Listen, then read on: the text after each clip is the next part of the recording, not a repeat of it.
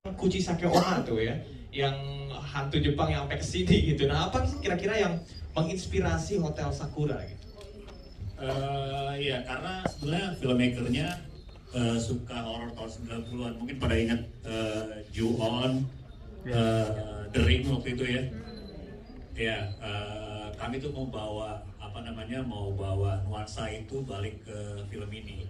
Dari pertama sampai habis, orang tuh nggak menebak-nebak, terus suspense, terus kemudian ada thrillingnya gitu. Tegangnya, depresinya gitu, semoga terdeliver ya sama film tadi gitu. Jadi memang kami memang fans sama horor Jepang tahun 90-an. Kerasa juga ya vibes-nya ya. Tapi kira-kira ada nggak hal atau kisah nyata yang menginspirasi nih untuk film Hotel Sakura? Yang jelas entitas-entitas yang ada tadi ditonton itu terinspirasi dari entitas yang nyata ya, yang waktu kami bikin film develop itu kita ke sebuah hotel tua yang memang kita panggil paranormal, riset gitu, siapa yang nunggu, entitas mana yang nunggu di bawah, entitas mana yang nunggu di tangga, entitas mana yang nunggu di atas gitu, dan entitas yang ada di situ semua itu real sebetulnya. Sampai yang Jepang tadi dilihat itu real. Jadi memang itu terinspirasi dari kisah nyata. Dan di hotel itu yang sebetulnya ada memang ada satu tempat yang nggak bisa kita pakai buat syuting karena memang terlalu bahaya ya. Kira-kira gitu. Oke, ini benar-benar setiap case-nya juga ada yang berperan karena memang dari kisah nyata ya. Nah, teman-teman semua, ini yang ditunggu-tunggu ya. Sudah hadir ya, langsung saja kita panggilkan Clara Bernadette. Wow, halo Clara. Wah, masih hidup ya Clara ya, ternyata ya. Silahkan Clara. Oke, ini sudah lengkap ya, case-case-nya ada di sini semua dan teman-teman saya yakin pasti udah nggak sabar ingin mendengarkan kira-kira nanti di lokasi syuting, apakah mereka sudah pernah merasakan sesuatu yang serem atau hal-hal mistis ya, nanti kita akan tanyakan ya. Langsung aja setelah ini kita akan berikan pertanyaan kepada Clara Bernadette. Halo Clara, apa kabar? Halo, baik. Baik, ya luar biasa. Ini Semuanya. apa kabar semuanya? Sehat ya? Baik. Oke. Clara, ini kan tadi kita lihat ada beberapa scene-scene yang sangat emosional. Ini kamu sampai ke bawah ke dunia nyata nggak sih? Sebenarnya sejujurnya iya sih. Jadi setelah aku memainkan karakter Sarah ini, aku cukup mengalami yang namanya susah tidur, kebangun. Bukan karena takut sama hantu atau karena horornya, karena karakter Sarah ini bisa dibilang karakter yang sangat depresif banget. Jadi yang dialami Sarah ini benar-benar banyak banget lapisan-lapisan. Jadi karakter Sarah ini benar-benar mengalami banyak banget lapisan emosionalnya. Yang dia rasakan itu benar-benar penyesalan yang gak kelar-kelar karena dia merasa bersalah sama ibunya. Jadi itu yang membuat aku sebagai aktor juga harus bisa berani untuk membuka diri aku untuk lebih fragile, lebih rentan. Itu yang membuat aku akhirnya juga benar-benar dive in ke karakter Sarah. Oke, berapa lama kamu mendalami karakter Sarah ini sampai betul-betul kita merasakan itu kayak bukan acting gitu, kayak real, bener kamu gitu. Berapa lama ya Mas?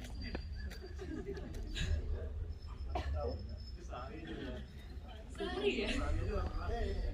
Kebetulan iya, emang singkat banget lah ya. Singkat banget untuk pendalaman karakter Sarah ini. Tapi waktu itu aku merasa Mas Risto memberikan metode yang sangat efektif untuk pendalaman yang karakter sangat singkat itu. Jadi buat aku akhirnya benar-benar cepat masuk ke karakter Sarah ini sendiri. Oke, ini karakter Sarah yang berhadapan dengan hantu Jepang gitu ya. Kira-kira ada nggak sih hal-hal yang berbeda dengan film-film sebelumnya yang membuat karakter Sarah ini spesial? Mau nggak? Lu nonton balik aja, lu ada temennya. Ngapain lu? Lumayan personal Kalau ada temennya gua nggak apa-apa, mas bagi satu lagi. Karakter Sarah ini, Apa tiket? dia kan Itu tiket tadi film. nih. Oh. Itu pernah aku Enggak alami lu sini bayar. di diri aku juga. Bahkan orang yang Ada anak-anak juga sih, ada EOT. Bohong ya, dibohongin. dan Ntar, mungkin ntar lu balik bedanya ada aku nebeng sama di Sarah motor itu lu. adalah, Sarah itu mengalami Udah gede penyesalan masih yang takut. berlarut-larut. Itu yang membuat dia akhirnya rentan gitu. Dan bedanya dengan film lainnya ya, aku merasa si Sarah ini bukan hanya menjadi korban teror hantu biasa, tapi dia memang korban dari luka yang dia simpan sejak lama. Dan film ini bukan tentang horor doang, tapi tentang lebih tentang apa ya, trauma, depresifnya dia, dan kekosongan yang dialami karakter Sarah yang membuat dia akhirnya terhanyut dan terbawa dan gampang dimanipulasi oleh hal-hal negatif di luar sana. Oke, tepuk tangan dong buat Clara. Luar biasa ya. Ini banyak sekali yang bisa kita ambil hikmahnya ya, terutama tentang kesehatan mental. Karena kalau mental kita udah nggak sehat, wah ini bakal ngaruh sama semuanya ya. Jadi penting sekali kalau misalnya punya luka, lebih baik cepat-cepat segera disembuhkan ya. Termasuk luka sama mantan, bener nggak? Oke, selanjutnya ini yang tadi katanya jadi gila ya. Sudah ada Taskia Namia di sini. Nida masih gila nggak? Ya, of course. Ini tuh bajunya perpaduan antara Setsuko dengan Bapak Tio Pakusadewo kan salib-salib ya kan? Oke. Kamu seperti Angel loh hari ini, luar biasa. I know, right? Oke, ini kamu kan kalau kita lihat mungkin ada sedikit kesan humor ya di sana. Apakah sebetulnya peran yang ada di film ini juga mengadaptasi dari kamu yang asli? Silakan Taskia. Assalamualaikum warahmatullahi wabarakatuh. Waalaikumsalam. Saya berterima kasih kepada teman-teman yang sudah hadir pada hari ini. Pertama-tama aku mau makasih sama kakak tua, sama Hearst Production, dan juga sama Kristo Damar Alam, dan juga Rudi Sejam. Ya udah, bagian sana tadi itu dihapus. Ini gara-gara tadi habis lihat Insta story saya Kristo semua. Pacar Wari. Lagi lah. Ya, Pacar tadi. Wari. Masukin sampai turun nih masuknya. Aku sangat berterima kasih diperbolehkan untuk bergabung di film ini. Karakter Nida tuh menurut aku kekonyolannya sampai hari ini mungkin mirip, mungkin ceplos-ceplosnya karakter Nida itu hampir mirip sama seorang Taskia. Karena kelihatannya natural banget tadi. That's right. Terus, nah itu tuh memang pasti di setiap karakter ada salah satu ciri khas dari diriku sendiri yang aku masukin di karakter itu gitu. Dan buat karakter Nida tadinya tuh di skrip mungkin penjelasannya tuh hanya tomboy gitu ya Mas Kristo. Tapi tiba-tiba makin kesini tuh makin ngobrol lagi sama Om Kito, sama Baba Rudi gitu. Kita ngegali lagi apalagi ya yang bisa dimasuk-masukin dari karakter ini gitu. Nah, alhamdulillahnya menurutku Om Kito ngasih kebebasan banget buat aku dan juga Clara untuk mainin dua karakter ini. Kita dibebaskan untuk bagaimana Nida melihat Sarah dan Sarah melihat Nida gitu sih. Dan salah satu yang menarik juga aku ngambil beberapa referensi dari salah satu karakter idolaku di film tentang dia waktu itu gitu yang disutradari memang sama Rudi Sudjarwo. Karena nggak tahu kenapa karakter itu sangat membekas di aku mencoba untuk, tapi balik lagi aku edit lagi nih si karakter yang ada di situ menjadi seorang Nida gitu. Pasti susah-susah gampang, tapi karena mempunyai tim yang sangat mudah untuk diajak kerjasama, sangat banyak kasih pelajaran aku. Ini mungkin salah satu film yang bikin aku sangat senang main film horor gitu sih. Begitu aja teman-teman. Let's go. Tepuk tangan dong untuk Taskia. Ini artinya pengembangan karakter kamu lakukan seiring dengan proses syuting atau seperti apa? Pengembangan karakternya? Mungkin kenapa aku ngerasa karakter Nida ini sangat spesial di aku juga, salah satu karakter yang spesial karena nge-build Nida tuh nggak cuma dari cara ngomongnya, celetukannya dia, cara dia melihat Sarah gitu, tapi aku juga boleh sampai baju yang aku pakai pun juga itu ada approvalnya Om Kristo gitu. Jadi kayak aku kalau kayak gini Nida gimana, sampai menemukan yang benar-benar asik gitu. Dan aku ingat banget ada satu momen saat reading sama aktor-aktor hebat lainnya. Waktu itu posisi kita nggak ada reading di Jakarta ya sama mereka, adanya di lokasinya langsung gitu. Itu jantung kita mau pecah, say. Tapi kenapa? Karena semua aktornya aktor-aktor hebat. Kalau Om Tio kan emang udah ketemu di Jakarta, mental aku aja udah gitu langsung kan ketemu dia kayak. Tapi Om Tio tuh juga lumayan banyak memberikan sangat-sangat. Lumayan katanya Om. Babe Tio tuh lumayan ngasih aku, nggak lumayan, sangat memberikan aku pelajaran. Apalagi kalau tadi kalian lihat ada satu scene aku bareng sama Babe, itu ada di kamarnya Om Tio itu satu shot. Itu aku pelajaran baru yang akhirnya aku pakai lagi di Next judul. Lihat tuh, ngerjain director. Aku tuh nggak tahu saat bikin adegan itu kayak dia cuma ngomong pas lagi latihan. Kita latihan dialognya di luar, oke, ya itu sesuatu hal yang biasa gitu. Ketika pas di luar, dia nyuruh aku nutup mata, takut pertama sih dari. Jadi nyuruh tutup mata, terus dia nyuruh aku berdialog. Dia Om Tio nanya, gimana? Udah enak belum ngucapin dialognya gitu? Belum Om, udah sekali lagi, oh ya udah sekali lagi. Terus tuh Om Tio ngasih tahu, lo lihat nggak kamera tadi ada di mana? Terluntang mendatang. Oke, nanti adegan ini lo nempel terus sama gue lari kemana lo tempel, lo lari kemana gue tempel gitu. Nanti gue kasih tahu alasannya kenapa, tapi abis take. Oke. Ya namanya polos-polos aja ya kita dikerjain gitu. Iya. Abis adegan itu kan Om Kito keluar, gue dikerjain.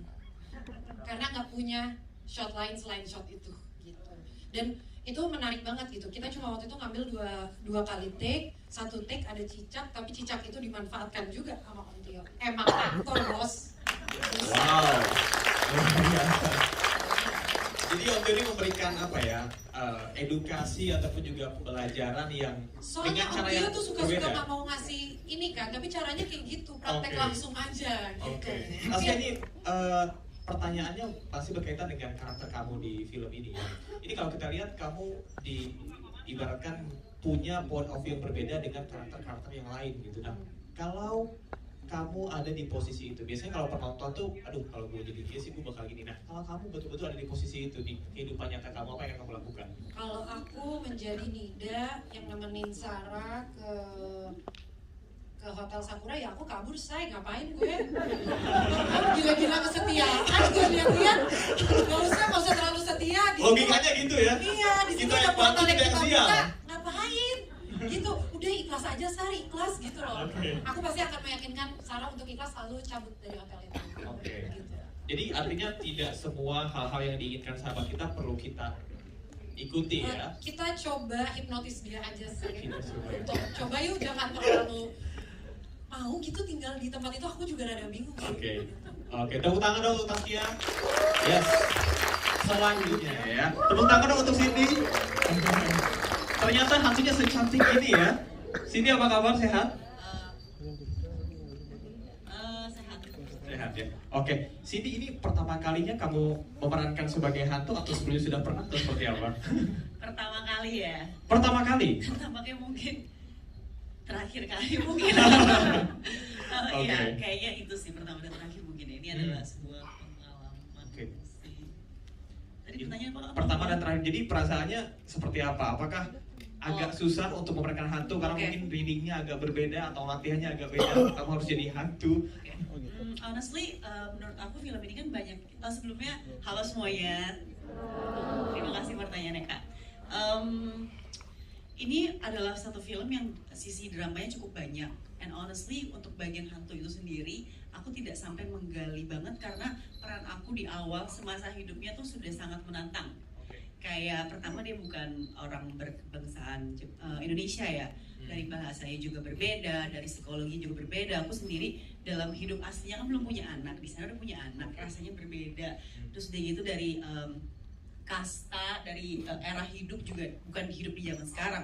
Kita kadang ngobrol sama anak 5 tahun di bawah kita aja udah beda kosakatanya. Ini bagaimana dengan menjadi orang yang hidupnya 10, 20, 30, 40 tahun lebih early daripada kita yang sebenarnya gitu. Udah gitu di sini kan diceritakan dia itu sebenarnya adalah seorang istri dari jenderal Jepang. Itu pun juga pasti cara hidupnya berbeda dengan kelas identitas kelasnya dia gitu. Jadi menurut aku itu sudah menjadi tantangan yang cukup banyak ya untuk aku pikirkan. Jadi aku jujur lebih banyak fokus di situ sih. Oke, tadi kamu sempat sampaikan bahwa ini pertama dan terakhir. Emang nggak mau lagi jadi hantu mungkin di Make upnya lama banget. Make upnya Make lama upnya banget. tuh bisa kayak bahkan kadang kalau misalnya datang ke set ngantuk bisa tidur dulu karena kayak aku kan make upnya tuh di tiduran gitu supaya bisa tidur karena lama banget 1 jam 2 jam dan kebetulan di sana kan pakai untuk karakter ini pakai softline putih tuh ya dan itu tuh aku pribadi tuh minusnya tinggi banget, minus aku 7. Jadi lepas softline aja udah nggak kelihatan, tambah putih lagi. Jadi menurut aku wah kena diribet ya gitu. Apakah itu justru jadi pendalami jadi hantu jadinya nggak bisa lihat itu? Jadi nggak terlalu parno ya. Oke, tapi ketika kamu melihat hasilnya tadi ya, kita juga luar biasa. Aku jujur belum nonton nggak? Belum nonton? Oke, ini harus nonton setelah ini ya. Karena luar biasa kita sangat-sangat mencekam dan kamu betul-betul mendalami karakter yang tadi sudah kita lihat bersama. Oke, mungkin ada yang berbeda ketika menjadi hantu dan menjadi peran biasa. Koordinasi yang kamu lakukan dengan cast lain seperti apa? Pernah ngobrol nggak sih? Supaya mungkin mereka, lu tuh takutnya gimana sih biar gua act-nya kayak gini gitu? Atau ada yang dilakukan bersama dengan director atau produser atau saudara? Kalau sampai di sini kan kebanyakan perannya kayak satu scene sama Clara ya. Itu bagian itunya tidak terlalu kita bahas sih jujur.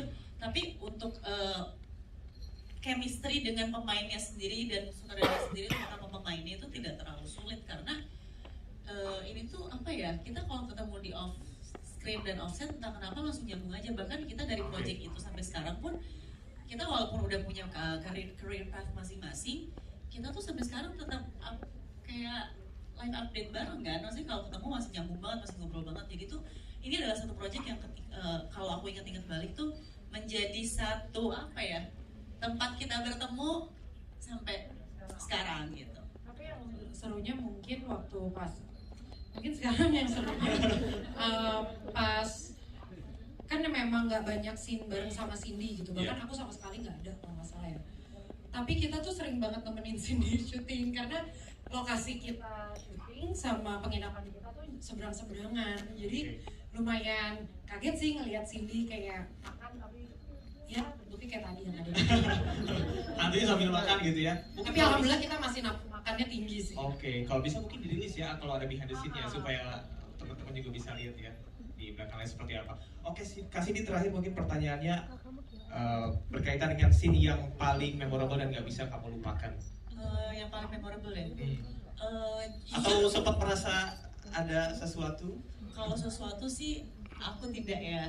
Cuma kalau paling memorable ketemu mereka sih beneran. Boleh direvisi nggak tuh? Diedit. Ketemu Clara aja. Ketemu Clara dan Taskia. Bener-bener belajar banyak dari mereka. Iya maksudnya kan Om Tio. Wah. Karena aku nggak pernah satu sih sama Om Tio.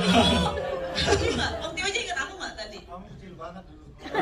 Masih muda ya, aku masih muda ya. Oke, Om Tio nggak pernah ditakut-takutin ya di film ini ya. Oke. Kita langsung tanya ke Om Tio ya. Terima kasih untuk Cindy. Tangan dong. Selanjutnya ini dia yang kita tunggu-tunggu juga, ada Om Tio Pakusadewo. Om Tio apa kabar, sehat? Oke, Om Tio kan ini sudah membentengi berbagai layar lebar di Indonesia gitu ya sebagai aktor senior. Apa yang membuat Mas Tio akhirnya memutuskan untuk saya mau ambil film ini? Saya nyesel sih. Wah, nyesel loh katanya. Di film itu, tahu kan saya kayak orang stroke ya. Kan? Itu saya belum stroke. Oh iya. Setelah main film itu, saya stroke. Oke, acting stroke tiba-tiba beneran jadi stroke gitu ya Om ya? Pura-pura stroke. Terus setelah film itu saya stroke beneran. Satu. Yang kedua, waktu syuting yang sama Taskia tadi bilang yang adegan yang di ngadep salib itu ada beneran. Kalau kalian perhatiin, nggak perhatiin waktu yang ngadep salib itu ada beneran. Kalau kayak nonton lagi kalau nggak percaya. Enggak beneran. Itu karena gini, itu setannya yang datang setan Kristen. Enggak, saya baca Bismillahirrahmanirrahim juga nggak ngerti dia. Gimana nggak serem coba? Ini kita baru tahu ternyata setan ada agamanya juga ya. Ada mas. Oke, udah. Yang ketiga, Taskia. Kan saya bilang tadi, tunggu dulu. Ini giliran gue nih. Terus buka bukan. Jadi ini dia gara-gara Doni sebenarnya sih. Doni nggak datang. Tapi Taskia dokter saya bikin kamu nanti jauh-jauh. Itu maksudnya karena saya nggak bisa pakai mic karena bacanya kan nggak pakai baju. Jadi saya pakai mic-nya dia ngomong duduk gitu. Sama salah satu lagi kalau nggak salah yang dari kasih tahu sama Om Tio di project aneh. Di project ini Om Tio bikin gigi teman-teman di pertengahan syuting. Jadi ada dapat bonus gigi kan? Ini patah tiba-tiba. Oh gitu, gara-gara lihat sosok semirip Kristo Damar gitu, tapi rambutnya berdiri semua. Bener, nonton lagi deh kalau nggak percaya deh. Nanti kita nonton lagi ya. Om Tio ini Bayar tapi bayar beli tiketnya ya. Oke. Om Tio ini kan Om Tio bermain bersama dengan aktor-aktor muda Indonesia. Kemudian juga mereka sempat sampaikan bahwa Om Tio ini nggak pelit ilmu, bahkan punya cara tersendiri untuk bisa membagikan ilmunya gitu. Kira-kira mereka aja nggak ngerti, sebetulnya saya butuh bonus. Mereka aja nggak ada pengertiannya sama sekali, dikasih ilmu. Nah, malah kan gitu. Silakan Taskia dan kawan-kawan ya. Saya senang bekerja sama mereka karena mereka Iya. penuh dengan antusias yang luar biasa lah. Saya senang karena bisa menghijaukan kembali film Indonesia. Dan ini film horor yang menurut aku sih bukan serem tapi kejutan itu ya kan, banyak kejutan kan, banyak serem-serem itu kan. Coba nanti lihat sekali lagi yang waktu saya ngadep salib itu, ya, itu ada sosok bener Berarti Om Tio punya indra ke 8 mas. Indra ke ada 8 loh indranya loh. Iya. Oke. Om Tio mungkin pesan untuk aktor-aktor muda Indonesia seperti apa untuk perfilman Indonesia ke depannya? Maju tak gentar. Maju tak gentar. Oh benar. Tepuk tangan untuk Om Tio. Oke. Selanjutnya kita akan